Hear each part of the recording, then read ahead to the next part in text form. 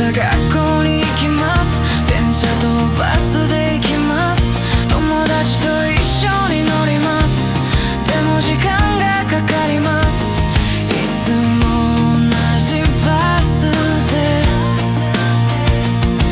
この電車は早いですか？いいえ、遅いです。早いと遅いは違います。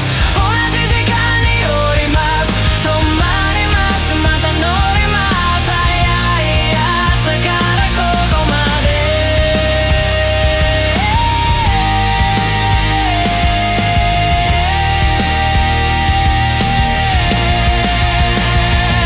どこで降りますか？次のところで降ります。ここでバスが止まりますか？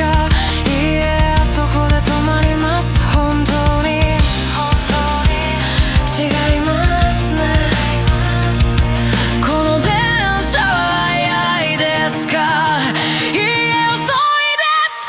早いと遅いは違います。同じ時間に降ります。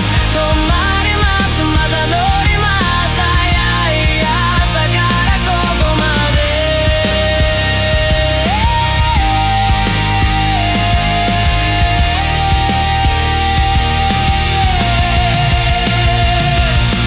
早い電車が好きです。遅いバスは嫌いです。でも同じところに行きます。違う時間に帰ります。